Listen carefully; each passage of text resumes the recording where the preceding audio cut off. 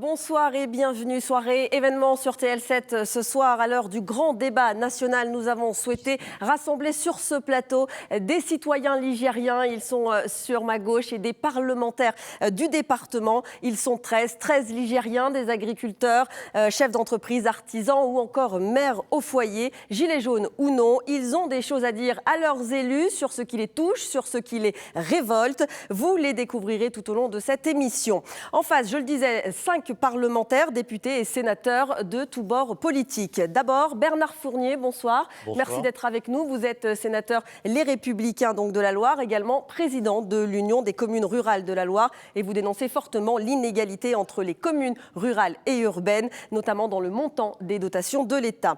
À côté de vous, Régis Joannico, bonsoir. Bonsoir. Merci d'être là. Vous êtes député Génération et vous êtes notamment pour le rétablissement de l'ISF. Cécile Cukierman, vous représentez la gente féminine. Ce soir, vous êtes sénatrice communiste de la Loire. Vous êtes depuis décembre dernier la porte-parole du parti au niveau national. Et on vous a vu plusieurs fois dans les manifestations pour défendre le pouvoir d'achat. Et puis nous accueillons également 2 députés de la majorité présidentielle. Jean-Michel Miss, bonsoir. Bonsoir. Vous êtes député de la 2e circonscription de Saint-Étienne, ancien membre du PS et vous avez rejoint le parti du gouvernement pendant la campagne présidentielle. Et puis à vos côtés, Julien Borozic, bonsoir, député de la 6e circonscription qui représente le Montbrisonnais et le Forêt. Vous êtes médecin généraliste à Savigneux, toujours en activité et vous vous battez entre autres contre les déserts médicaux. Voilà, vous avez tous accepté de débattre aujourd'hui autour des 4 grands thèmes proposés par le président de la République dans sa lettre aux Français. Nous parlerons donc fiscalité et dépenses publiques, organisation de l'État et de ses services publics, mais aussi transition écologique, citoyenneté et démocratie. Cette émission sera divisée en 2 parties pour que chacun ait bien le temps de s'exprimer. Et puis vous l'avez peut-être remarqué derrière moi, le journaliste Frédéric Proux. Bonsoir. Il observera et écoutera les échanges, le débat et à tout moment il pourra intervenir pour une précision sur un débat. Et pour cela, il sera muni d'un buzzer.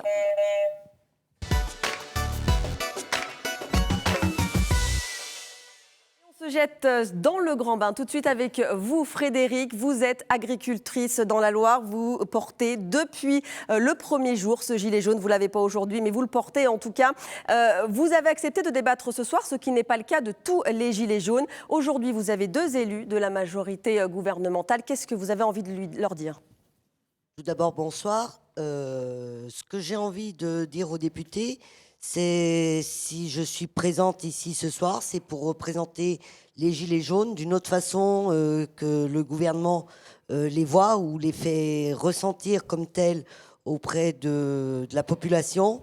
Nous ne sommes pas une foule haineuse, nous ne sommes pas des incultes, nous sommes des gens tout à fait normaux, avec des métiers, chacun a un boulot.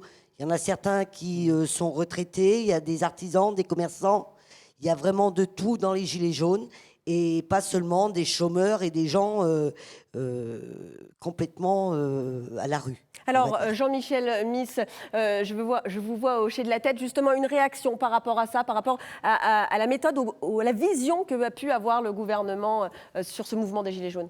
Oui, bonsoir.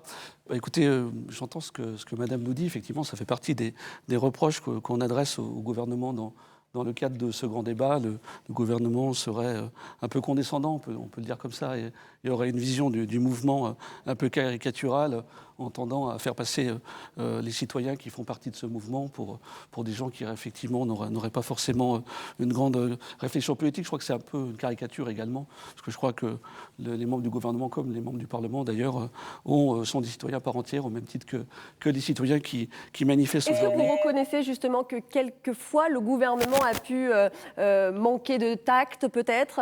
Je pense qu'on a peut-être été maladroit, ça je crois que tout le monde l'a constaté. Si le président de la République a souhaité d'ailleurs ouvrir ce grand débat, c'est bien justement parce qu'on s'est rendu compte que ce débat, qui vient d'ailleurs de loin, je pense qu'il y a eu effectivement des points de crispation qui ont déclenché l'action des Gilets jaunes, mais on voit bien aujourd'hui à travers l'ensemble des échanges qu'on a pu avoir que le malaise est profond, et je crois que l'intérêt de ce grand débat et de la soirée que vous faites ce soir, c'est d'échanger justement. Alors justement, la parole aux citoyens, votre question ce soir aux députés et sénateurs. Oui, donc je reviens sur un sujet qui me tient à cœur. Vous représentez donc la population de la Loire auprès du gouvernement. Et ma question est la suivante. Elle ne vient pas de moi, elle vient de quelqu'un qui fait partie des Gilets jaunes et qui pose cette question. Comment est-ce que vous voyez ou pouvez soigner tout au moins le syndrome donc, du TGV qu'ont la plupart des députés? Alors, on va peut-être poser cette question à Julien Borowczyk, en tant que médecin, peut-être que vous avez une réponse à apporter. Pour l'aspect thérapeutique de la chose. La question, on le disait tout à l'heure, vous avez endossé le gilet jaune depuis le 17 novembre. Moi, j'ai endossé la responsabilité de représenter une circonscription depuis juin 2017. Quand on prend cette responsabilité, d'abord, c'est pour écouter, pour entendre et pour faire remonter toutes ces informations. On le fait dans le cadre des concertations citoyennes. Aujourd'hui, honnêtement, toutes les concertations, on a essayé d'y apporter des réponses quand on pouvait en direct. Un certain nombre de questions qui étaient en suspens, on les a mis en forme pour en faire des questions écrites qui sont déjà parties sur le site internet de l'Assemblée nationale. Resteront encore quelques questions qui feront l'objet des synthèses du grand débat. Mais on fait vraiment de manière très interactive remonter les choses et on les défend, évidemment. Frédéric Richoux, vous avez un exemple là? Parce qu'on dirait que vous avez une question qui n'est pas remontée ou une interrogation qui n'est pas remontée. Je parlais au nom de quelqu'un d'autre qui ne peut pas être présent ici ce soir. C'était quoi sa question? Qu'est-ce qui le dérange? Qui était la question de savoir si entre-temps, entre le déplacement depuis la Loire jusque vers Paris, ces messieurs-dames n'oubliaient pas forcément ce qu'ils avaient promis à leurs électeurs. Alors, Régis Juanico, répondez justement à cette interrogation de cette gilet jaune agricultrice. L'immense mérite du mouvement des Gilets jaunes, c'est d'avoir fait ce que nous n'avons pas pu faire, au moins dans les députés de l'opposition et les sénateurs de l'opposition. C'est-à-dire qu'au bout de 20 mois, les Gilets jaunes ont mis un coup d'arrêt à la gouvernance autoritaire, jupitérienne, verticale d'Emmanuel Macron. Nous avions multiplié les alertes pendant 20 mois sur le pouvoir d'achat, sur la CSG, sur la question des contrats aidés. On voit qu'Emmanuel Macron maintenant regrette ses décisions sur les contrats aidés. Alors, mais la question c'est, est-ce que ça va être durable? Est-ce que c'est qu'un coup d'arrêt temporaire ou est-ce que le grand débat national va pas être la grande discussion? C'est pas la question de madame la... Vous êtes député, vous oubliez les questions là? Non, nous on les a portées ces questions. Elles n'ont pas été écoutées ni entendues par le pouvoir exécutif. Alors le pouvoir. Le pouvoir justement en place, est-ce que ces questions ont été oubliées dans le train Vous avez des pertes de mémoire, vous, dans les TGV? Je ne suis pas sûr qu'il y ait une amnésie ferroviaire. Mais voilà, moi, je veux dire, au cours des concertations citoyennes qu'on a faites, moi, je dirais que la chose la plus importante qui nous est apparue, mais de manière évidente, c'est qu'il y a beaucoup de questions qui apparaissaient et qui étaient soit résolues, soit en passe d'être résolues. Je pense en particulier sur l'apprentissage, où il y a eu beaucoup de questions sur l'apprentissage, la formation, l'accès à une formation. C'est une loi qui a été votée et beaucoup de gens ne sont pas au courant. Il y a un problème aussi de pédagogie et de communication, et ça, je l'entends tout à fait. Cécile Cukierman, vous alors? Vous avez des pertes de mémoire? D'abord, je pense qu'il n'y a pas d'amnésie ferroviaire. Il y a des choix politiques, il y a des engagements personnels qui font d'ailleurs que nous sommes élus et issus de formations politiques différentes. Et donc, finalement, dans ce que vous évoquez, madame, il y a deux choses, je crois. C'est parfois l'hypocrisie que peuvent avoir effectivement un certain nombre d'élus, mais j'ai envie de dire, nous connaissons maintenant aussi depuis plusieurs années, c'est-à-dire effectivement de parlementaires qui peuvent voter des budgets qui visent à réduire les services publics et qui font les étonner quand dans leur propre département les services publics se réduisent. Mais ça, j'ai envie de dire, malheureusement, c'est un syndrome qui n'est pas nouveau, qui est celui du courage en politique. Deuxièmement, il n'y a pas d'amnésie ferroviaire dans le sens où vous ne pouvez pas, excusez-moi, mais c'est aussi le jeu de la démocratie, reprocher à des députés qui ont été élus pour réduire le service public, vous ne pouvez pas leur reprocher de réduire le service public quand ils vont à Paris. Parce qu'il y a un moment donné, aujourd'hui, ce n'est pas que de la maladresse qui vient de se passer depuis maintenant 1 an et demi. Ce sont des choix politiques. Ce sont des choix politiques qui, effectivement, dès le premier été du quinquennat, ont visé à réduire les APL, à supprimer les emplois aidés et progressivement à augmenter la CSG et finalement à continuer de fragiliser un peu plus le pacte social de notre République. Voilà, il y a des choix politiques qui ont été faits et je crois qu'au-delà d'une question de ligne de TGV, c'est aussi à cela qu'il faut s'atteler. Cécile Cukierman, on vous a bien compris. Est-ce que la réponse vous satisfait ? Oui, la réponse me satisfait, excepté que moi, maintenant, j'ai une autre question qui me paraît essentielle. Très rapidement. Que pensez-vous du grand débat? Parce que, franchement, nous, en tant que Gilets jaunes, et la plupart de la population que j'ai pu croiser, on n'y croit pas du tout. Parce que M. Macron, fin décembre, nous a annoncé des mesures soi-disant qui allaient coûter 10 milliards d'euros à la France. Aujourd'hui, on n'en voit pas la queue d'un. Et le grand débat, on n'y croit pas du tout, du tout. Alors, je m'adresse quand même, parce que cette question, effectivement, s'adresse particulièrement aux députés de la majorité. Ces 10 milliards d'euros, ils vont aller où et ils vont arriver quand, concrètement, dans la poche des Ligériens, dans la poche des Français? Là, tout de suite. Maintenant. Et de quelle manière? Parce que c'est ça qu'ils veulent, en fait. C'est la prime d'activité. On a l'impression que c'est un peu le flou encore. C'est la prime d'activité. Là, Oui, tout de suite, alors, on y est. Excusez-moi, mais la prime d'activité, c'est bien. La plupart des gens, ça va les faire changer de tranche d'imposition, donc ce sera récupéré par les impôts. On ne peut pas avoir une augmentation des revenus sans qu'éventuellement il y ait des impôts derrière. Oui, donc c'est pas du tout un cadeau du gouvernement. Attendez, madame, il faut... Il se le récupère, il le prend dans une poche pour le remettre dans une autre. C'est tout. Gilbert Magan, allez-y, exprimez-vous. Moi, mon sujet, c'est pas ça du tout, mais bon, je vais... Mais c'est pas grave, on est là aussi pour discuter de tous les sujets. Oui, au débat. Quand vous payez des impôts sur une partie de vos revenus. Donc, je ne veux pas défendre spécifiquement le gouvernement, mais vous n'allez pas restituer la totalité de la prime d'activité qui vous sera donnée. Donc, il y a quand même un bénéfice. Ce que je voudrais dire quand même sur ce débat des Gilets jaunes, c'est qu'en étudiant un petit peu les chiffres, et c'est pour ça que j'avais essayé d'organiser à une initiative personnelle un grand débat à la Bourse du Travail de Saint-Étienne, c'est qu'on a quand même un pays qui a 2290 milliards de dettes. On paye 41,5 milliards d'intérêts et qu'on réclame encore des choses. Alors je veux dire, soit pour nos enfants, on leur procure un futur avec encore plus de dettes, soit il y a un moment, il faut s'arrêter, quoi. Et malgré tout ça, nous sommes la 6e puissance économique de la planète. Nous n'avons jamais autant produit de richesses que ces dernières années. Donc je crois qu'il faut faire attention parce que vous savez, la question de la dette, c'est un peu comme les sorcières ou les démons au Moyen-Âge. On peut tous s'agiter, s'inquiéter de ces questions de la dette. Mais oui, bien évidemment, oui, il y a une dette. Et d'ailleurs, on pose la question de la responsabilité de la privatisation des banques.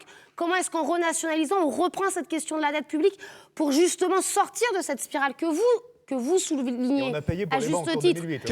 Exactement, 41,5 milliards d'euros, c'est quand même 2/3 du budget de l'éducation Le nationale. plus important, c'est la dette écologique. On y reviendra sur la dette écologique, ça aussi. Bernard Fournier, je m'adresse à vous.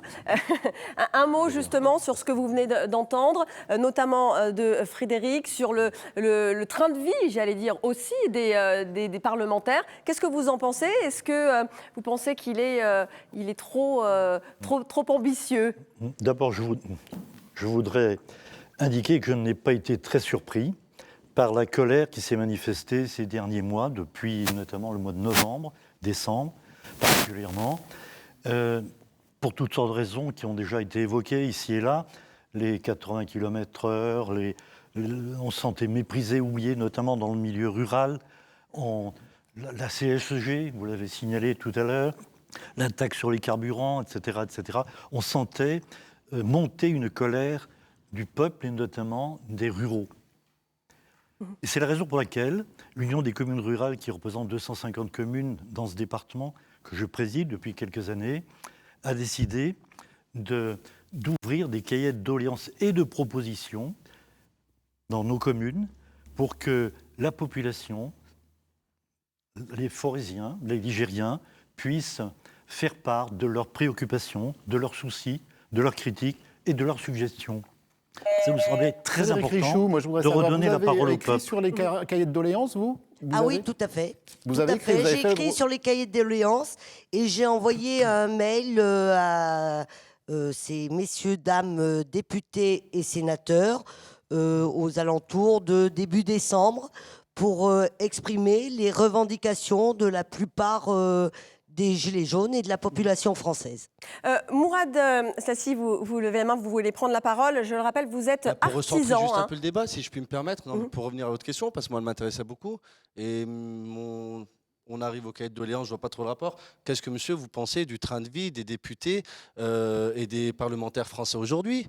Qu'est-ce que vous en pensez d'un maire qui est maire d'une ville qui est président d'un conseil départemental en même temps, qui a encore une autre fonction publique, qui gagne plus de 20 000 euros, qui sont payés par mois par les impôts des Français. Qu'est-ce que vous en pensez, monsieur, de cette situation-là? Excusez-moi, je vais compléter ma question. C'est une question un peu large, excusez-moi, mais votre réponse sera très concise, j'en suis sûr. Qu'est-ce que vous pensez du fait que des parlementaires comme vous cumulent jusqu'à 5 jobs? Oui, excusez-moi, cumulent, oui, jusqu'à... On va laisser répondre Bernard Fournier. Alors, les parlementaires ne peuvent Bourg-en-Bresse plus... Les parlementaires Bourg-en-Bresse, si ne je ne me trompe pas, la ville de Bourg-en-Bresse, Il le est pas maire de parlementaire, Bourg-en-Bresse. le maire de Il n'est pas Bourg-en-Bresse. parlementaire. Les parlementaires ne peuvent plus cumuler avec d'autres fonctions exécutives. Ils ne peuvent plus être maire, président de conseil départemental, président de conseil régional, même vice-président. Sachez aussi que dans les élus, il y a des maires de communes rurales ou des adjoints qui perçoivent quelques centaines d'euros par mois. Est-ce que Et vous ça êtes... représente Aujourd'hui, vous me un confirmez que investissement. chacun des personnes qui travaillent au niveau de l'État, excusez-moi, je m'exprime peut-être un peu mal, je n'ai pas le jargon, hein, moi, vous me parlez tournevis torque, c'est tournevis plat, je comprends. Le reste, je me perds un petit peu, je me suis peut-être trompé en utilisant le terme de parlementaire. Quoi qu'il en soit, de personnes qui est au service de l'État, vous me confirmez que chacun des hommes et des femmes n'ont qu'une seule et une seule fonction aujourd'hui en France? Les parlementaires Éclairez-moi. n'ont pas d'autres fonctions exécutives. Ça, c'est clair.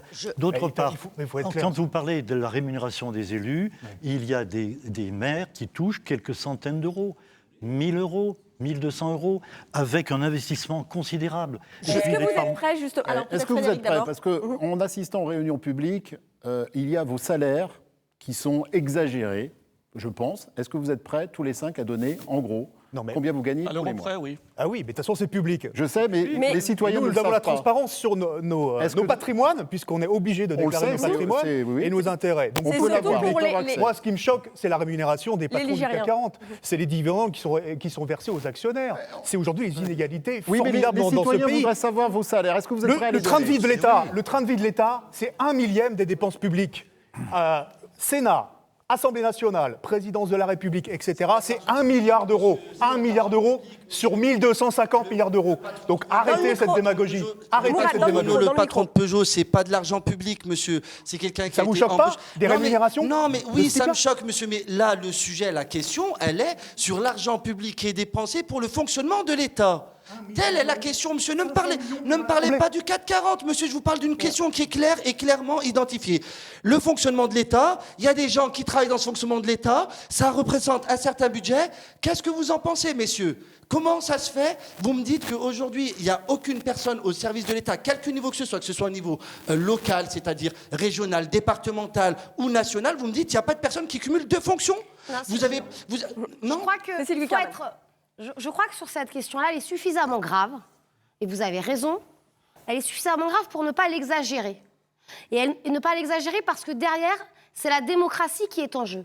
La démocratie, c'est-à-dire le lien entre effectivement les citoyennes et les citoyens de notre pays et leurs représentants à tous les échelons que ce soit, communal, départemental, régional de l'État. Donc j'entends votre colère de celles et de ceux qui se lèvent le matin, qui certainement, peut-être à une époque d'ailleurs, ont cru dans le slogan levons-nous tôt pour gagner plus, et qui finalement se lèvent de plus en plus tôt et qui ne gagnent pas de plus en plus. Donc je n'ai aucun souci avec cela. Mais je vous retourne la question. Est-ce que si demain, les parlementaires gagnent moins, puisqu'apparemment c'est sur cela que l'on repose l'enjeu de la toujours pas, démocratie dans d'ailleurs, notre pays. Moi, je vais répondre à la Est-ce que question. vous gagnez Parce que je pense qu'à un moment, il est bien de répondre Or, à la question des citoyens. l'enjeu du mouvement qui s'est exprimé dans notre pays, Chacun qui doit répondre à la s'exprime question encore des dans citoyens, notre ça me pays, paraît évident. est bien celle de faire que les uns et les autres vivent mieux et gagnent plus demain de leur travail et de Oui, ce Mais qu'ils madame, font si vous nous au coûtez moins quotidien. cher, je ne vais Donc pas, oui, je vais vous pas avez vous demander raison. de nous donner la Oui, différence vous à nous avez pour qu'on en raison. gagne plus, Voilà. mais peut-être que vous Après la aurez besoin de contribution du moins groupe nous de en 500 demander pour euros. nos impôts, pour Alors, le fonctionnement de l'État. Cet argent-là Avec pourrait les mettre à citoyens. profit dans d'autres budgets Vous de savez à quoi dépenses. sert aujourd'hui la plupart de vos impôts? Non, mais je crois qu'à un moment. À voudrais reposer la question. résorber À un la moment- dette. à un moment, la question est auprès des simple, la gens. réponse est Alors, ne simple. parlez On pas n'est des pas gens. dans un meeting, on est Si dans je un puis débat. préciser- Après les Citoyen. autres. D'abord Jean-Michel Mise. Je Allez-y, pense que Jean-Michel. Jean-Michel chacun Mies, doit à faire vous. cette œuvre de Combien vous transparence. touchez par Je pense mois? que c'est la moindre des choses, dans la mesure où il s'agit effectivement d'argent public, et nous n'avons rien à cacher, Combien puisque vous nous, touchez par mois, la puisque question, nous, il va vous- je vais vous répondre oui, on va vous immédiatement, répondre. et je souhaite que tout le monde le fasse, parce que moi j'ai fait le choix d'être élu à plein temps, donc je ne fais pas d'autre chose dans la vie, je ne cumule pas pas d'autre mandat électif local, ni départemental, ni régional. Je gagne 5 200 € net par mois, sur lequel je donne 500 € pour le fonctionnement de mon groupe politique. Donc je gagne par mois 4 600 € net. Voilà, c'est clair. J'ai rien à Vous cacher. l'avez fait. Est-ce que vos Je n'ai homologues... aucun problème. On va le faire de toute façon. Tous les parlementaires gagnent la même somme, donc nous sommes tous à 5 200 C'est €. public. Je suis également effectivement conseillère mais c'est régionale bien de parce le que dire. je pense qu'en tant que parlementaire, il est bien d'avoir un ancrage local. De cumuler, Donc, oui. De cumuler. Mais si, Quand on défend le peuple, si on on veut c'est utiliser normal les de termes qui cumuler. font peur. Donc Mais moi, je pense qu'il faut avoir un ancrage local. Mais Donc, madame, je suis j'ai également... une petite boutique, me en laissez finir ou centre-ville, pas je n'arrive pas à faire ce que je veux dans la journée. Vous Vous, laissez vous terminer allez ou pas représenter des milliers de personnes tous les jours et vous considérez que vous avez assez de temps dans vos 24 heures d'une journée. Chapeau, madame. Mais moi, je pense pas. Accordez-vous. attendez, qu'est-ce Mais que madame, vous êtes en train de me accordez-vous. dire Employez-vous Que je fais un 35 métier heures. Je ne fais pas un métier. Employez-vous 35 heures à Bien sûr faire que une non. fonction et faites-la à fond et laissez quelqu'un d'autre qui peut-être est au chômage et peut-être a les mêmes compétences que vous ou pas loin pour pouvoir faire ce fonctionnement. Alors, Mourad, municipal. je vous coupe. Julien Borovik voulait juste répondre Mais par je rapport à voudrais ça, finir quand même, justement. parce que là, le monsieur, je pense, est dans la caricature. Le mandat d'élu ne se quantifie pas en heures. Et donc, d'ailleurs, nous n'avons pas de salaire, nous avons des indemnités qui, effectivement... Et donc, effectivement, la question n'est pas de savoir si on fait 35 heures, 40 heures. C'est un engagement à temps plein. Voilà. Rapidement, Moi, je fais le choix de Cécile. reverser la moitié de mes indemnités à mon propre parti politique. C'est un choix personnel. Donc, je n'ai aucun souci là-dessus. On peut tout mettre à plat.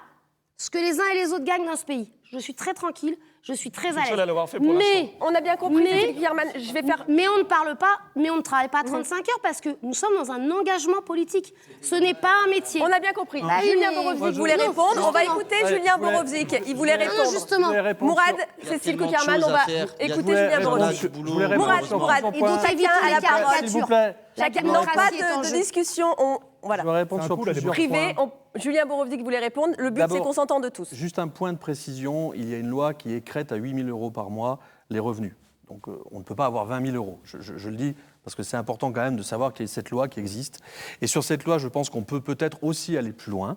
Il y a eu une loi qui a été passée sur le fait qu'il ne pouvait pas y avoir de cumul de mandats sur du mandat exécutif, donc on ne pouvait pas être maire en même temps. Mais par exemple, il pourrait aussi y avoir une proposition de loi sur laquelle on avait déjà planché avec mon équipe, c'est le fait de dire, voilà, vous voulez avoir 2 mandats, pas de souci, par contre, vous prenez le revenu le plus élevé. Voilà. Et vous ne cumulez pas les deux. Juste une chose, par contre, sur l'activité, j'en terminerai là-dessus, parce que, quelque part, j'ai une autre activité qui n'est pas rémunérée par l'État, mais qui est rémunérée par mes patients. Je vais vous dire une chose, en 2022, que je sois élu ou que je ne sois pas élu, ou que je n'ai pas envie de me représenter, l'avantage, c'est que, étant libéral, et vous savez ce que c'est que d'être libéral, je pourrais retourner à mon métier, mes patients m'y attendront avec beaucoup de plaisir, et je n'aurai pas de regrets et je ne serai pas accroché à une quelconque fonction. Et ça, je pense que c'est important d'avoir cette liberté de pouvoir dire j'arrête ou je ne suis pas réélu et tant pis, Alors, mais c'est pas grave. Merci Julien Borovik. Une autre question, et je vous rappelle, il faut faire des réponses je courtes. pense- Frédéric, vous vous êtes exprimé, on reviendra, il n'y a pas de souci, mais il Je faut que voulais le simplement, micro tourne et que la parole compte tenu- court. Je m'adresse à vous, du coup, Karima. Vous avez une question. Quelle est pour vous la priorité aujourd'hui? Vous êtes, je le rappelle, mère au foyer, mère donc de 4 enfants, et vous avez participé beaucoup à ces réunions publiques, donc vous avez beaucoup de choses à dire. Bonsoir à tous. Alors moi, comme vous l'avez dit, donc je suis maman de 4 enfants. J'ai décidé d'arrêter de travailler en 2012 parce que 4 enfants, c'était du travail.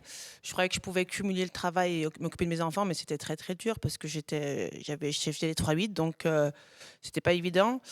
J'arrêtais pas de courir, donc voilà. C'est un choix personnel d'avoir arrêté le 30 juin 2012. Vous faisiez quoi comme travail? Je travaillais en intérim dans des usines sur la région de Londaine.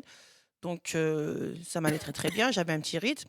Mais plus mes enfants grandissaient et plus je les voyais moins, surtout en passant en 3-8. Votre question. Voilà. Donc, Karima. moi, ce qui m'inquiète, c'est surtout les jeunes. Pour les jeunes, comme a dit monsieur, on ne va pas parler encore du taux d'endettement, mais voilà, moi, ce qui m'inquiète, je m'inquiète pour mes enfants. En discutant avec d'autres mamans d'école, avec d'autres mamans, avec mon entourage dans mon quartier, dans ma ville, dans Sur ma quel rue. sujet précisément? Bah, L'éducation, le travail, demain vous avez peur que l'écologie peut-être aussi Parce que moi, au jour d'aujourd'hui, moi j'ai l'impression d'avoir arrêté de m'occuper de mes enfants, mais je m'occupe aussi de ma mère parce que tout ça passe en intervention de mes parents. C'est très très juste pour elle. On est entre les deux. On est une génération où on doit aider nos parents. Enfin, chez nous, on aide beaucoup nos parents, donc on aide nos parents, on aide nos enfants. On s'inquiète pour l'avenir de nos enfants, l'éducation, ça va, ils font leurs études, ils suivent leur petit train-train. Qu'est-ce que vous demandez ce soir aux parlementaires qui sont en face de vous? Moi, le souci qu'il y a, c'est voilà, donc j'étais gilet jaune, j'ai fait quelques manifestations au début. Là, pour l'instant, j'ai pris un peu de recul parce que c'est un choix personnel. Et là, ce qui m'inquiète, c'est voilà, j'ai l'impression que ça va pas aussi vite que ce qu'il faudrait, quoi. Le pouvoir d'achat, on s'inquiète par rapport au pouvoir d'achat, l'augmentation du SMIC qui vient pas. À côté, tout augmente. C'est pas du tout la bonne balance, quoi. Je veux dire, c'est pas du tout équilibré. Donc quoi. vous êtes pour une augmentation du SMIC, donc on va Tout à fait, voilà, pouvoir d'achat.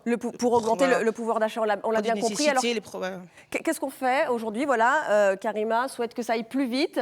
On parlait de TGV tout à l'heure. Est-ce que voilà, il ne faut pas passer la seconde? Ouais, on parlait tout à l'heure de la prime d'activité, c'est une augmentation du pouvoir d'achat. Vous l'avez vu, Karima, la prime d'activité? Voilà, combien vous avez été autant C'est un bien peu bizarre parce que quand j'ai fait la déclaration, mon mari a un peu travaillé octobre, novembre, décembre. Donc, ils m'ont baissé mon APL de beaucoup, divisé par 2, et ils m'ont donné 110 € de prime d'activité. Donc, au final, au final, je suis perdante de 120 €. Alors, c'est un cas, je pense, qui n'est pas marginal. Comment ça se passe? Oui, c'est un cas. Enfin, après, il faut l'étudier au cas par cas. Mais honnêtement, je ne suis pas aussi sûr que, franchement, on ait ce ratio-là. Probablement, vous aviez probablement aussi une taxe d'habitation qui a été diminuée. Enfin, je l'imagine, je pense. Non, elle n'a pas augmenté, mais bon, après... Ah non, elle diminue de 30%. Enfin, j'ai pas je ne l'ai pas en tête, mais il me semble pas... Si, c'est marqué sur votre feuille, madame. Donc, vous avez une baisse de 30%. C'est factuel. Hein. Peut-être, je vérifierai, je vous le dirai. Je ne sais pas, c'est un vrai sujet de pouvoir d'achat quand même. De savoir combien baisse une taxe d'habitation. Je pense que c'est important de le savoir. Mireille Carrouel, j'ai juste une petite chose. Vous dites sur la prime d'activité, c'est au cas par cas, mais sans regarder au cas par cas, c'est quoi la prime d'activité? Qui c'est qui la finance? C'est pas une hausse des salaires, c'est financé par la CAF. Donc d'un côté, on baisse des allocations, on baisse l'APL, et d'un autre côté, le gouvernement va faire des cadeaux, mais sur le dos des assurés sociaux, puisque c'est pas des cadeaux, madame. Ce débat, c'est pas des cadeaux. D'abord, effectivement, c'est 10 milliards d'euros. C'est pas des cadeaux. C'est simplement le fait de revaloriser l'activité. D'ailleurs, on a fait le choix de revaloriser justement au cas par cas, parce que ma compagne, qui a un salaire très bas, elle touche 1 300 € par mois, je pense qu'elle ne méritait pas, de par le foyer, le revenu du foyer, d'avoir une prime d'activité. Non mais attendez, je termine. Ça paraissait logique. D'autre part, moi, on a eu ce débat il n'y a pas très longtemps dans l'hémicycle, on peut augmenter le SMIC si vous voulez, il n'y a pas de problème. Le seul problème, c'est qu'on va en rediscuter avec tous les chefs d'entreprise, ça va peut-être être difficile. D'autre part, un boulanger qui a 2 employés, vous augmentez le SMIC, la baguette augmente. Enfin, je veux dire, c'est mécanique. Alors, justement, sur le SMIC, l'augmentation du SMIC, je sais qu'à l'Assemblée nationale, l'augmentation du SMIC a été rejetée ce jeudi 7 mars. C'est une proposition de loi communiste qui portait sur une revalorisation de 18% du SMIC d'ici à 2022. On peut raser gratis. On aurait pu dire 50%. Oui, on peut raser gratis, il n'y a pas de problème. C'était votre parti, c'était votre. Oui, mais je crois d'abord, que la question que pose madame, ce débat a lieu et est diffusé au lendemain du 8 mars, pose aussi la question de la place des femmes, de leur salaire, et du fait que la précarité, des salaires bas, effectivement, des femmes, invite inévitablement un certain nombre de femmes à faire le choix de s'arrêter de travailler, parce que cela devient, entre guillemets, plus économique de ne pas travailler pour élever ses enfants, parfois y compris, comme cela a été rappelé, de s'occuper aussi de ses parents, parce qu'il y a un âge où, en fait, on a encore des enfants et on a des parents. Qu'est-ce que vous proposez, alors? Qu'est-ce que vous proposez? Donc, non mais, je propose, et je le revendique, mais oui, il y en a qui peuvent me dire on rase gratis, mais la vraie question dans ce pays, c'est est-ce que demain on augmente les salaires ou pas? Parce que la question du pouvoir d'achat, elle ne règle pas la question des salaires, et donc elle ne règle pas durablement et sur des années la capacité des Françaises et des Français à pouvoir effectivement vivre mieux et à consommer plus.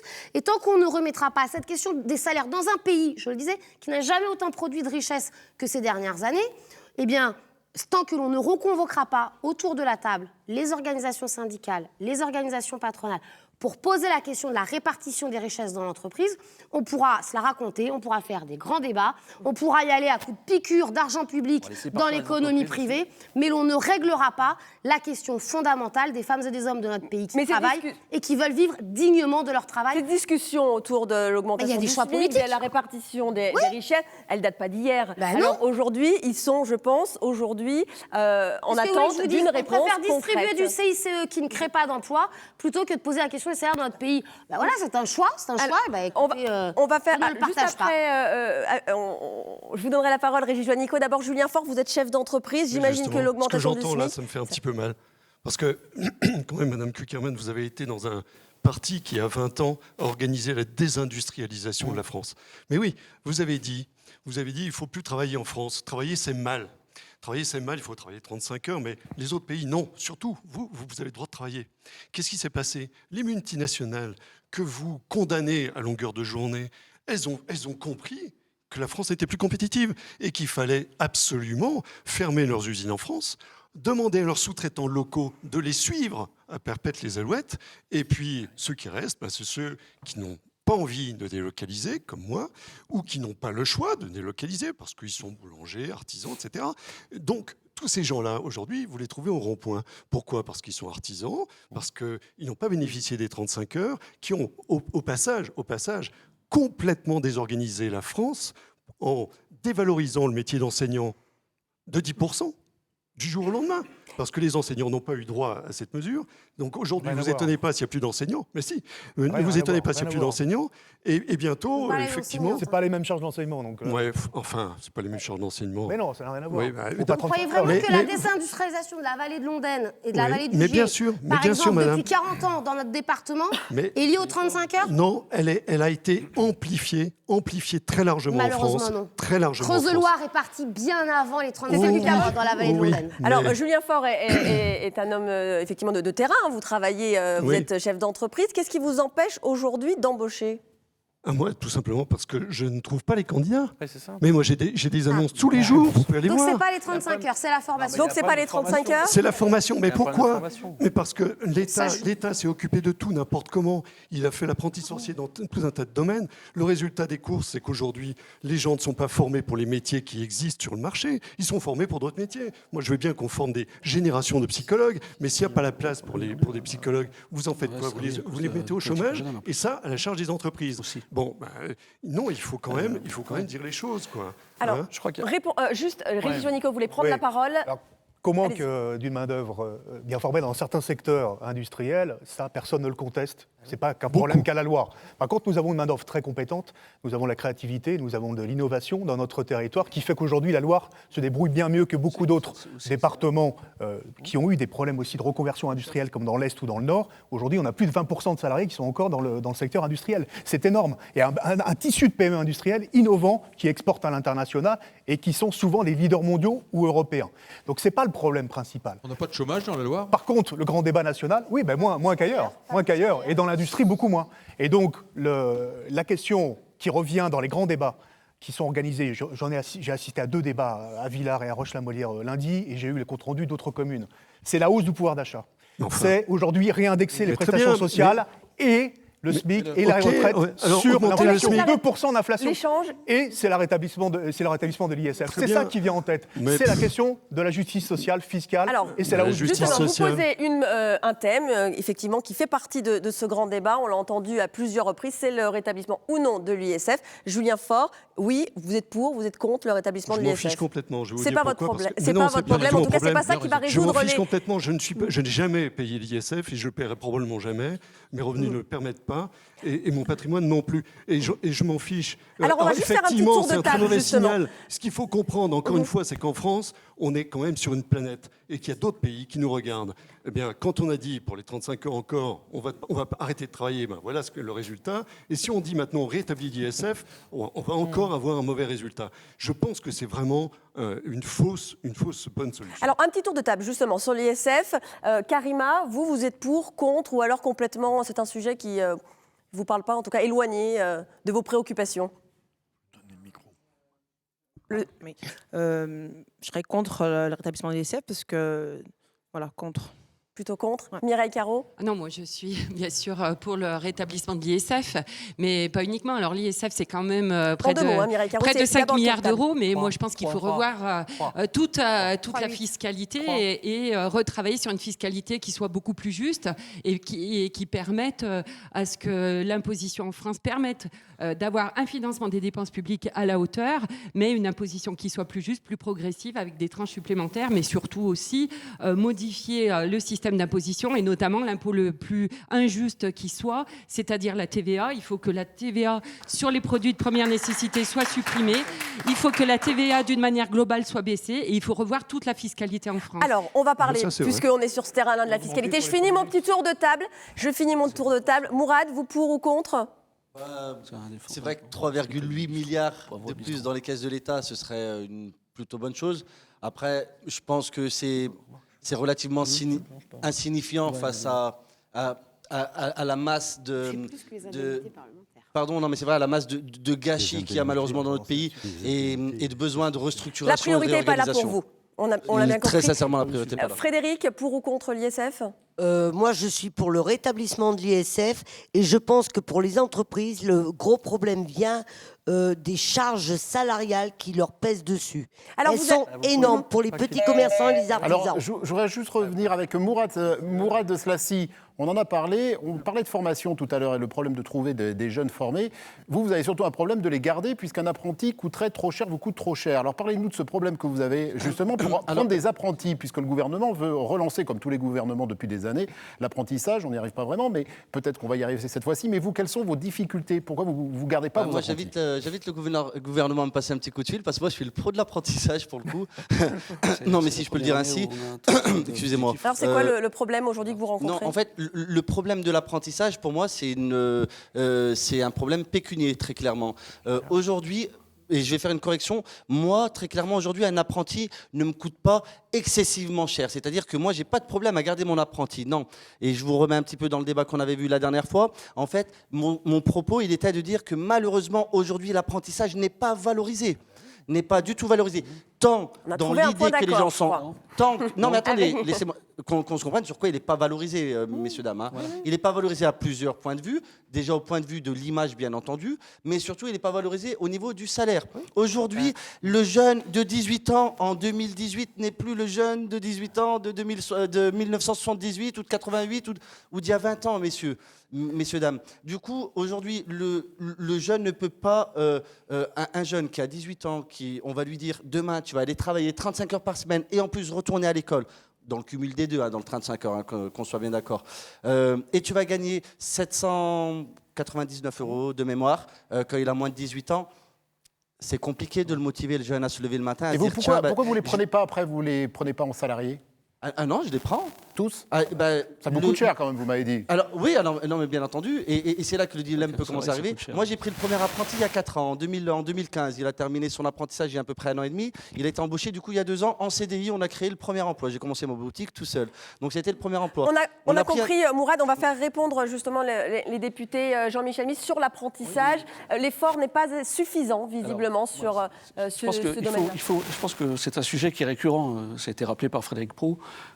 On en parlait déjà avec la fracture sociale de Chirac en 1995. Vous allez faire mieux, vous ? Les sujets, laissez-nous le temps de le faire. Ça fait juste 1 an et demi qu'on est élu. Donc, on vient de voter la loi. On va essayer simplement maintenant de la mettre en œuvre. On a voté 15 milliards d'euros de crédit sur l'apprentissage. C'était un des engagements forts du président de la République dans la campagne. C'était un de mes engagements forts pendant la campagne. Vous pouvez nous dire rapidement en quoi ça consiste ? Ça va se traduire de quelle manière ? Ça consiste justement à 2 choses. Et je pense qu'il faut. Vous avez raison. Il y a un problème d'image aujourd'hui. On a dans ce pays toujours valorisé les filières. Je l'ai dit ça, monsieur. Vous allez faire quoi ? C'est quoi les 2 points ? Il faut faire en sorte d'arrêter de faire cette dichotomie entre les filières qui seraient les filières littéraires, les filières nobles, les filières scientifiques, et puis de l'autre côté l'apprentissage qui serait la voie qui serait réservée à des élèves qui n'auraient pas réussi à l'école. C'est ça la caricature contre laquelle il faut lutter. Aujourd'hui, c'est un problème qui est à la limite plus économique aujourd'hui que culturel qu'économique. On a pour la première fois cette année un nombre d'apprentissages qui est reparti à la hausse, donc c'est quand même une réussite. C'est la première fois d'ailleurs, donc je veux bien qu'on fasse rien et qu'on ne soit pas bon, mais il y a quand même un moment où il y a des constats objectifs qui doivent être faits. Je pense qu'il y a des choses où je veux bien battre ma coupe, il y a des sujets sur lesquels je pense qu'il faut quand même qu'on reconnaisse un peu ce qui est fait. L'apprentissage fait partie des réussites de Donc demain, de par exemple, un apprentissage avec un apprenti, avec cette loi qui sera mieux payé. L'apprentissage a une vertu extraordinaire par rapport, quel que soit le type d'apprenti d'ailleurs. On peut être apprenti également dans l'enseignement supérieur. C'est une voie royale parce que ça permet à l'entreprise de connaître effectivement son stagiaire et ensuite le taux de placement par rapport rapport à un apprenti, par rapport à un emploi classique, c'est 80%. Souvent, dans l'entreprise, les apprentis vont rester parce qu'on les connaît et on les a formés. Donc il y a un lien qui s'est créé, un lien qui est né. Et donc, comment donner envie c'est un système vertueux. Comment on donne envie aux jeunes d'aller dans des voies d'apprentissage? Il faut arrêter de caricaturer. Aujourd'hui, l'apprentissage, c'est dans le numérique, c'est dans Moi, le très tertiaire clairement, de haut niveau.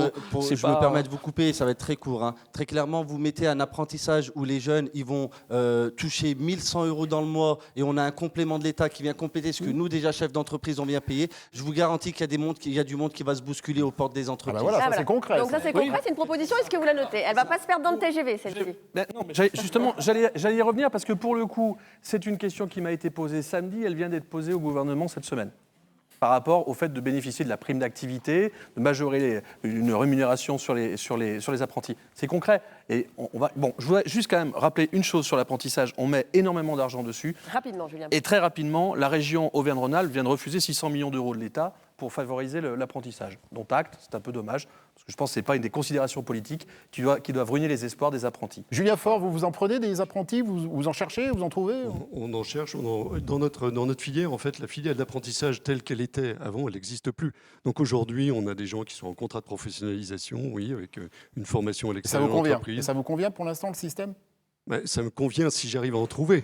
Mais en réalité, ce qu'on arrive à trouver, ce sont des jeunes qui ne sont plus tout à fait jeunes, qui ont eu une première expérience malheureuse ou qui ont galéré dans plein d'entreprises. Et puis, on leur offre un emploi pour lesquels on va les former, quoi. Et ces gens-là, ils ont 30 ans, 32 ans, 34 ans, quelquefois. Donc, ce n'est pas des apprentis au sens où on l'entend avant. On va revenir sur le thème de la fiscalité avec vous, Mireille Carreau. Vous avez effectivement dit ce que vous ne vouliez plus et ce que vous vouliez sur ce terrain-là. Le rétablissement effectivement de l'ISF, une mauvaise répartition. Votre question aujourd'hui, ça serait laquelle ? Moi, je crois qu'aujourd'hui, effectivement, il y a besoin, comme je l'ai dit, de revoir la question de la fiscalité en France, mais il y a besoin aussi de revoir, et notamment, moi, ce que j'ai un peu entendu tout à l'heure, j'aimerais bien qu'on aborde ce sujet-là. On entend parler aujourd'hui, on ne peut pas augmenter les salaires, on ne peut pas augmenter le SMIC, parce qu'il y a trop de charges, il y a trop de taxes, etc. etc. Moi, ce qui me dérange, c'est qu'aujourd'hui, on oublie quand même que la question du salaire, et notamment du salaire brut pour lesquels nous on demande une augmentation significative puisqu'on demande un SMIC à 1 800 € brut, contient ce qui est pour certains considéré comme des charges alors que c'est une partie du salaire, c'est le salaire socialisé, c'est ce qui sert à financer nos caisses collectives de protection sociale et c'est les cotisations salariales, les cotisations patronales et moi je ne peux pas entendre qu'aujourd'hui les entreprises ne peuvent pas augmenter. Alors j'entends qu'un artisan, qu'un commerçant, que des petites entreprises sont effectivement en difficulté parce qu'elles subissent à leur manière, eh bien, elles sont aussi victimes d'un système économique capitaliste qui favorise aujourd'hui les grands groupes. Je pense que c'est important quand même qu'on précise, Cécile Cukierman l'a dit tout à l'heure, on est 6e puissance économique mondiale, 3e européenne, mais on est quand même champion du monde de versement de dividendes avec donc 57 milliards qui ont été versés l'an dernier. Donc de l'argent pour augmenter les salaires, pour financer l'ensemble de nos caisses collectives, il y en a. Très bien, on a compris effectivement vos propos. Bernard Fournier, on ne vous a pas trop entendu sur ce sujet-là, par exemple. Oui, et puis alors, il y a 2 sujets qui ont été abordés. L'apprentissage, naturellement, il faut revaloriser l'apprentissage. Et je crois qu'on a tous des torts, gauche, droite, confondus, au cours de ces dernières années. On a commis des erreurs. Bon, j'arrête là. Il faut faire des réponses brèves, donc revalorisation de l'apprentissage, c'est très important pour notre pays. Et d'autre part, on va peut-être pas d'abord répondre à la question par rapport. Et ce qui est de l'ISF, il est peut-être bon de rappeler que l'ISF continue d'exister, puisqu'il y a toujours une imposition sur le patrimoine immobilier. Je crois qu'il est important de le rappeler. Voilà. Et puis pour ce qui est de la fiscalité, naturellement, eh bien, il y a énormément de travail à faire. Mais justement, c'est l'intérêt des cahiers de doléances et des grands débats qui se sont déroulés à travers le pays. Vous n'y croyez pas, Mireille Carreau ? C'est beaucoup ressorti. Non, mais, moi, je veux bien y croire, mais on est dans un grand débat où on débat de partout en France. On a le président de la République qui court en bras de chemise sur tous les rings, mais qui, en même temps, continue à dire que de toute façon, moi, mes réformes, je continuerai à les appliquer pour preuve. On va pas le 13 février dernier, dernier, L'ISF, c'est un passage programme. en Conseil des ministres d'un projet de loi quand même essentiel pour les Français, le projet de loi santé qui va passer par ordonnance, excusez-moi, il va passer par ordonnance, la moitié des décrets sont prévus par ordonnance. On est dans une réforme de la fonction publique qui est en cours, on est sur une réforme des retraites, et pendant qu'on débat, effectivement, le gouvernement... Donc, mais c'est une interrogation qui a été soulevée. Le débat pour vous, vous êtes sénateur Les Républicains, le débat, il sert à quelque chose? C'est extrêmement important de savoir écouter nos concitoyens, les Français, ceux qui sont déplacés dans les mairies, ceux qui sont déplacés dans toutes ces réunions. Et puis ensuite, essayer de faire une synthèse de tout ce qui a été proposé, toutes ces propositions qui ont été formulées. Et puis après, on y verra un peu plus clair. Je crois que oui, mais il est important d'écouter les Français.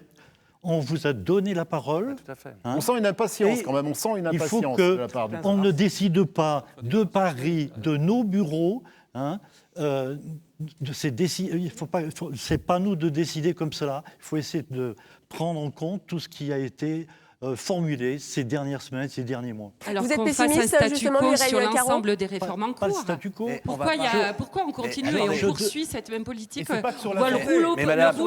Mais bien sûr, c'est sur l'école, c'est la fonction publique. On sait que c'est les retraites, on sait que pendant qu'on nous agite un petit peu, la réforme des retraites, elle est en train de se construire pour déconstruire totalement notre système de retraite solidaire. Il y a un moment donné, moi je serais très ferme là-dessus, on ne peut pas remettre en question ce pour quoi on a été élu. C'est-à-dire, ce que vous êtes en train de dire, c'est un programme qui a fait 10%. Voilà. Donc, il y a un moment donné, je fais partie des gens qui sont élus de la majorité. Vous dites qu'il ne faut pas les écouter? Non, je ne dis pas qu'il ne faut pas les écouter, mais je dis que sur l'ISF, ça faisait partie du programme électoral. Voilà, je veux dire, les gens... Je vais donner la parole à Gilbert Magan, justement. Vous m'avez l'air un peu dubitatif. J'aimerais partager la colère de Alors attendez, monsieur, de je vais vous présenter parce que quand même, vous, vous avez un gilet jaune, donc on se doute effectivement que vous êtes dans ce mouvement. Vous êtes Fabrice Deveza, vous êtes artiste-conteur et donc vous faites partie des gilets jaunes de la Loire. Vous allez intervenir dans la deuxième partie, mais vous avez pris le micro. Voilà, alors allez-y. J'ai préféré parce que c'est quelque chose qui, au sein des gilets jaunes, est très important. Frédéric s'est exprimé, j'étais d'accord avec elle sur bien des points, mais pas sur la baisse des cotisations sociales, parce que à terme, la baisse des cotisations... C'est les charges salariales que je demandais à ce qu'elles soient baissées pour les petites entreprises. On fait attention parce que le CICE va qu'aux grosses entreprises et pas aux commerçants et artisans. Il s'est levé pour parler, on va l'écouter. Julien Borowczyk, on va écouter Fabrice Deveza. Concrètement, au sein des Gilets jaunes, nous, on n'y croit pas du tout. Mais quoi? Au grand débat. Parce que, pourtant, vous êtes là ce soir. Non, vous y participez. Je l'ai dit quand monsieur, vous y participez. Non, laissez-moi parler, s'il vous plaît. On laisse parler Fabrice Deveza. Ce qu'il y a, c'est qu'un président qui dit, une personne qui dit, de toute façon, vous pouvez bien dire ce que vous voulez, vous pouvez bien blablater partout. Moi, je garde le cap. Les Français sont dans la rue. Ça fait 3 mois qu'ils sont dans la rue. 4 mois qu'ils sont dans la rue. Tous les Français ne sont pas dans la rue. Tous les Français ne sont pas dans la rue, mais il y en a pas mal quand même. Et il a besoin. Déjà, le mec, il a besoin. Oui, ça se voit. Il a besoin d'un grand débat pour entendre enfin peut-être. Ça n'avait jamais été fait auparavant. Ce que les Français ont à dire, c'est-à-dire que jusqu'à présent, il n'a pas compris ce que les Français voulaient. C'est-à-dire qu'il n'a pas compris. On peut lui laisser quand même encore un petit mois. Il n'a pas compris que les Français. Une semaine plus un mois. Non, attendez, je peux finir. Il n'a pas compris que. Finissez parce qu'on n'a toujours pas compris ce que vous voulez. Il n'a pas compris que les Français, ce qu'ils voulaient en premier, c'est que le président leur pique pas leur pognon pour le donner. On a compris effectivement que vous ne croyez pas en ce grand débat. Votre question, votre proposition. Non, je voulais apporter. Toujours pas de question. Je voulais apporter justement. De l'eau à... Une précision. Voilà, à Mireille, avec qui je me retrouve entièrement d'accord. C'est-à-dire qu'il ne faut pas oublier qu'à terme, il peut y avoir la casse de la sécurité sociale. Mais c'est la première fois qu'on la remet à l'équilibre. Attendez, elle est à l'équilibre et en plus, c'est compensé. Hein. Le micro, Mireille Caron. À quel prix elle est à l'équilibre? Au prix de près de 30% des Français qui doivent renoncer à leurs soins parce qu'ils n'ont pas les moyens de financer. On va en parler très calmement. Juste une chose. On écoute la réponse. Vous parliez d'abord des réformes sur ordonnance pour la loi de santé. Est-ce que vous savez sur quel domaine? C'est pas celle de 45. Est-ce que vous savez sur quel domaine? Notamment sur la formation. Les nouvelles modalités de recrutement. Voilà. Sauf qu'on est d'accord, on supprime le numerus clausus, Voilà. on met en place un autre dispositif de sélection des médecins, mais rien n'est dit qu'on allait augmenter le nombre de médecins en France. Rien 20 à n'est 30%, c'est mécanique. Non, rien n'est dit. Non, mais ça sera en fonction des moyens qui seront alloués aux universités. Quels sont les moyens alloués aux universités aujourd'hui? On voit malheureusement on écoute la réponse. Moi, j'aimerais pouvoir vous répondre, parce qu'il se trouve que je suis un tout petit peu parlementaire et un tout petit peu secrétaire de la Commission des affaires sociales. Donc, je connais un peu le projet de loi. Bon, parce qu'on est à l'origine. Non, mais ça me permettra de vous expliquer, parce que pour le coup, les ordonnances sont sur la formation. On augmente de 20 à 30% le recrutement. Et justement, on permet d'avoir un recrutement beaucoup plus large qui ne fera pas, et on parlait tout à l'heure de l'apprentissage, c'est la même chose, il y a un problème d'orientation parfois, ça ne sera pas uniquement des gens qui ont fait S, spécialité bio, enfin, c'était ce qu'on faisait avant, je suis bien placé pour le savoir, on va pouvoir recruter beaucoup plus largement pour avoir un autre type de recrutement de médecins. D'autre part, on va changer l'internat pour que ce qu'on appelait l'internat soit adapté au CHU, sur la demande des territoires et non pas sur un niveau national. C'est quand même très intéressant, je trouve. Julien Magan, vous n'avez pas l'air d'être bien intéressé ici. Les questions de santé, vous vous sentez moins remboursé, par exemple? Non, moi je trouve que c'est ras des pâquerettes, ce débat. Ça vaut pas un clou. Quand on nous dit qu'on est la 6e puissance mondiale, enfin on a 60 milliards de dettes également de balance commerciale, déficitaire. On peut toujours négocier avec des banques pour une dette financière. Bien sûr, et enrichir les banquiers avec à nouveau des taux d'intérêt. Mais arrêtez de nous faire peur. Mais regardez un petit peu ce qui s'est passé en Grèce. Arrêtez de nous faire peur avec c'est votre quand même dette. incroyable. Alors moi je vais vous dire, c'est quand même un sujet qui La est Grèce. vaste. La dette Grèce, justement, sert aujourd'hui à imposer la politique d'austérité dans l'ensemble des pays d'Europe. Qu'est-ce que vous Parce voulez que dire, huitième programme d'austérité. la dette de la Grèce, comme la dette de l'Espagne, comme la dette du Portugal et d'un certain nombre d'autres pays, eux n'ont pas eu le choix et on leur a fait faire les coupes budgétaires, notamment les services publics, dans un certain nombre de champs de l'action politique, pour donner en exemple aux autres peuples d'Europe que si demain on ne se comporte pas bien, voilà ce qui va vous arriver. Donc on peut se faire peur, mais vous nous êtes en train de faire peur aux Françaises et aux Français. On dépasse le déficit. Et vous êtes inquiet, ça vous pas la inquiète, réalité. ça vous inquiète. Ah mais oui, parce que bon sang, vous avez des enfants. Qu'est-ce que vous leur promettez? Alors déjà, on peut faire un peu sur la transition écologique. Hein. C'est-à-dire que transition écologique, on voit tous les bénis oui des alors colos, on avance un machin. peu vite dans le débat, parce que c'était la deuxième partie, mais c'est pas grave, on y va. Il faut quand même le dire parce que ça ne sera pas dit dans la deuxième partie. Allons-y. C'est On écrit vous sur écoute. mon livre qui est posé Certaines personnes ont un enfant, le jour de leur naissance, ils ont un crédit automobile. Ils ont eux-mêmes une dette dans leur ménage. Donc la question de la dette, elle est à quoi elle sert, pourquoi elle est faite, et est-ce que c'est une dette d'investissement, est-ce que c'est une dette publique ou est-ce que c'est une dette privée? Donc vous ne pouvez pas tout mélanger. Vous la diminuerez pas la dette. Vous la diminuerez pas la dette. Parce que la question, c'est quelle est l'utilité sociale de la dette. Moi, demain, si mon pays s'endette pour construire des hôpitaux, des écoles, et que cela est équilibré sur les 20, 30, 50 prochaines années par rapport à la richesse produite du pays, je suis pour, parce que c'est une dette équilibrée. On écoute le système qui est en place. Voilà, la dette scandaleuse et la dette que l'on a auprès des banques, que l'on a privatisée et qui fait qu'aujourd'hui, une partie de la dette a engraissé les banques. On va écouter Gilbert Magan, allez-y raisonnement. Justement, s'il vous plaît. Si vous voulez régler la parler de dette, privatisation, et là aussi, notre c'est un rapport. gros problème. Pas tous en On est même en temps. train de vendre la France. Bien sûr. La France, elle est vendue à l'étranger. Et en ce Et moment, ça, là. c'est Aéroport hors de de question. Paris. Nous ne voulons pas que la France soit vendue. La France, elle est aux Français. Elle à nous. Alors, les messieurs de l'AREM, là, eh bien, vous ne vendez pas la France. Vous avez interdiction de la vente. Elle nous appartient à la France. Il nous faut on les laisse retrouver vivre. notre souveraineté. Vous vendez la France. Vous voyez bien que c'est un sujet qui fâche quand même. Je vois bien l'accusation, je vois pas bien la question. Mais Personnellement, je suis Bernard Fournier. très hostile à la vente des aéroports de Paris à des privés, et notamment à des étrangers. Et j'ai voté contre.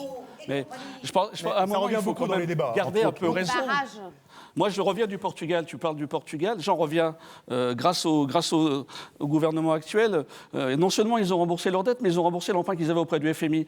Ils ont fait comment ? Ils ont baissé de 30% les salaires des fonctionnaires. Vous voulez qu'on le fasse en France? C'est ça que vous nous demandez? Non, parce que ça, c'est exact. Je suis pas sûre Et que aujourd'hui, tout ça... ils ont retrouvé... Ils ont augmenté le SMIC, Alors, de 20 ou 30%. Ils ont augmenté excusez-moi, le les SMIC. débats sont... Le SMIC, il était à combien, Régis, le SMIC? Portugal, il était à combien? Oui, mais c'est bien qu'il augmente. Il était à combien? Oui, mais pas de 1%. Il était à combien? 600, 700 euros. 400 euros, 400, voilà. ouais. Donc du coup, quand on ne sait pas de... Donc Jean-Michel Ministre, vous préférez privatiser? Non, je pense qu'à un moment, il faut savoir ce qu'on veut. Je pense pas que je pense que c'est... Moi, je vous donne une solution. Laissez-moi finir. Au Portugal, c'est Vinci qui gère l'aéroport. Donc vous allez expliquer à nos entreprises françaises à l'international qu'on les fout dehors. C'est ça que vous êtes en train de dire? Et vous licenciez des dizaines de milliers d'emplois à l'étranger parce que vous croyez que si nous, en France, on fait ça à l'étranger, ils vont se croiser les pouces. Ils vont attendre qu'on nous regarde passer. 180 millions d'argent, c'est Vinci qui va à l'État. Et Vinci ne paiera pas ses impôts en plus chez nous. Voilà. Et Vinci paye ses impôts en France. Contrairement à Google, Vinci s'engraisse sur les péages autoroutiers, il faut quand même le rappeler, avec l'augmentation des prix des péages. Les autoroutes, il y a des centaines d'années qui sont l'Union payées européenne lui permet de faire. Alors, on se calme, on se calme. Ce sont des choix politiques. Cécile Cukierman, on se plus calme. important. Voilà. On se calme. Alors, rapidement, ça permettra peut-être de recadrer le débat. Mourad. non. Alors, Mourad, voilà, je cherchais Mourad, votre prénom. merci, Merci Frédéric. Loïc s'est levé et Loïc. voulait D'abord intervenir. Mourad, d'abord. Allez, qu'est-ce que Et vous du voulez coup, dire, non, Mourad d'abord. Non, mais c'est pour revenir parce que sur le sujet, parce qu'on a parlé d'énormément de choses et ça allait très vite. Du coup, pour revenir sur le sujet de la sécurité sociale, les cotisations, etc. Juste une chose simple dont on avait parlé à la réunion la dernière fois, et c'est vrai que moi c'est quelque chose qui me trotte dans ma tête depuis que je suis jeune, de créer une histoire de bonus-malus un peu généralisé. C'est quelque chose d'inenvisageable dans le genre où je vous fais un dessin rapide par exemple. Moi, je suis chef d'entreprise parce que moi Rapidement, les idées qui me viennent sont les idées qui viennent par rapport à mes contraintes, mes blocages, etc. Ce qui paraît évident. Je suis chef d'entreprise. Si, par exemple, moi, dans mon entreprise, j'ai du bien-être social, c'est-à-dire je m'occupe bien de mes salariés, ils viennent le matin, ils ont le café, les croissants, ça se passe super bien, ils ont le bon salaire qui va avec, etc. Ces gens-là, ils ont envie de venir le matin au travail, ça se passe bien, ça a un impact sur leur psychique et leur physique, etc. Ces gens-là vont moins se mettre en arrêt maladie, mes gars, du coup, parce qu'ils ont envie d'aller bosser. C'est une mission qui a été lancée par le Premier ministre, c'est l'évaluation de la qualité juste pour de le vie au plaisir, vous travail. me laissez le temps de terminer. C'est pas la même chose. Ce sera Qu'est-ce que vous voulez concrètement? Je vais juste, monsieur, je termine. Vous pourrez très certainement que vous y avez pensé du coup avant moi et ça va me rassurer pour le coup. Mais juste question d'être bien sûr que On vient d'avoir le débat cette semaine avec Bruno Le Maire, c'était hier à l'Assemblée nationale. C'est quelque chose de vachement sympa, non, quand même, comme idée. Que les entreprises puissent être jugées sur leur compte en fonction de la responsabilité sociale des entreprises. C'est-à-dire effectivement ce que vous évoquez. Et qu'ils puissent avoir un bonus et un malus fiscal ou social en fonction de ces résultats. Mais gars, ils tombent pas en arrêt maladie, on me rembourse un peu de cotisation. Et en même temps, le volet social dans l'idée, c'est que le salarié qui ne tombe jamais en arrêt maladie, eh ben, on peut se dire, il sait qu'à la fin de l'année, si j'ai jamais un seul jour de maladie, eh ben, on va me rembourser un petit peu des cotisations que j'ai cotisées. Attention, je ne remets pas en cause le système universaliste français de... Non, ça c'est très dangereux parce qu'il y a des gens qui ne de ne pas prendront pas d'arrêt réfléchir, de de ne pas travail. se donner des options et de ne pas se donner l'opportunité. Ça, c'est dangereux. Ils sont prescrits de gens qui les prennent. Ouais. Il y a beaucoup de gens qui ne prennent pas d'arrêt de travail alors qu'ils l'ont, le papier. On termine. Alors, Julien Bourdic, juste, Karima voulait parler, puis on fera quand même parler Loïc parce qu'il s'est levé. D'abord, Mourad, stop. Karima, allez-y. Alors moi, je suis le grand débat. Je trouve que c'est très intéressant parce que on retrouve un peu. J'en ai fait deux organisés par la mairie de Saint-Étienne. J'en ai fait deux qui sont très très intéressants parce que là, on voit vraiment tout type de personnes, mais vraiment tout type de personnes. Et c'est là, je pense que c'est une bonne idée. Moi, j'y crois, j'espère y croire, parce que là, il y a tout plein d'idées qui sont sorties, les conclusions que moi, j'aurais pas pensé, que peut-être vous n'aurez pas pensé, parce qu'on est tous différents. Aujourd'hui, en tant qu'on n'est pas égoïste, mais voilà, on ne peut pas penser à la place d'une personne handicapée, d'une retraitée. Voilà, on a chacun nos revendications. Et là, les grands débats, je pense que ça va faire du travail ça va faire beaucoup de travail, beaucoup de remontées. J'espère que Monsieur le Président va réviser tout ça, peut-être faire changer des choses. Et, voilà, très bien, merci Karima, ça sera un peu le mot de la fin. Pour cette première partie, bien sûr. Frédéric, peut-être une conclusion un peu plus générale sur les échanges qu'il y a eu pendant cette heure. Voilà, rapidement, comment bien sûr. avez-vous perçu les choses? On voit une impatience, en tout cas de tout le monde, un petit peu autour de ce grand débat. Tout le monde a envie de faire bouger les choses, tout le monde a envie de payer moins de taxes. Alors pas de chance, depuis 48 heures, l'essence augmente en France. C'est pas une taxe, c'est bon, c'est pas un coup de chance pour le gouvernement. Mais c'est autre chose, effectivement. Mais pour le concret des gens, c'est toujours de l'argent en moins et ça remonte. De l'impatience, beaucoup de scepticisme sur les promesses du président, sur le grand débat. Là-dessus, il faut peut-être laisser une chance encore, quand même, quelques semaines de réflexion. Normalement, mi-avril, le président doit tirer des conclusions de toutes ces réunions publiques, de tous ces cahiers de doléances qui sont remontés actuellement. Et puis, il y a eu beaucoup de fantasmes sur les revenus, sur vos revenus. messieurs, mesdames les parlementaires, ça n'a pas été spontané de votre part de donner votre salaire, Quand alors on que est- c'est connu par tout le monde. quand on est Vous l'avez dit. parler, on Il n'y a pas plus transparent. Moi, je Et demande on au le sait, privé, par non, contre. Je l'ai fait depuis le début sur Facebook. C'est tellement il y a Voilà. eu Je un- vais le dire. On Dans les reprend pas le réunions débat. publiques, il y a des fantasmes. Vous gagneriez entre 20 000 et 50 000 euros par mois. Voilà. Très Donc plaisir. vous avez remis les choses au clair. J'ai remis les choses voilà. au clair. Et puis concernant la formation, l'apprentissage, beaucoup de promesses, beaucoup d'engagements de tous les gouvernements de droite et de gauche depuis des dizaines d'années sur l'apprentissage. Bon, on va voir ce que ça va donner dans quelques temps. Et puis sur la dette, la question de la dette qui revient avec pas de solution non plus. On n'a pas vraiment de solution. Il faudra bien que quelqu'un paye cette dette. Les banques, les enfants, nous, un nouvel impôt, non. Enfin voilà, pas vraiment de réponse, mais tout est En tout possible, cas, on y croit. merci Frédéric, pas vraiment de réponse, mais en tout cas des échanges très riches pendant cette heure de débat. On se retrouve dans quelques minutes, le temps de faire une courte pause, d'aller se rafraîchir. Deuxième partie dans un instant, on parlera transition écologique notamment et citoyenneté. A tout de suite sur TL7.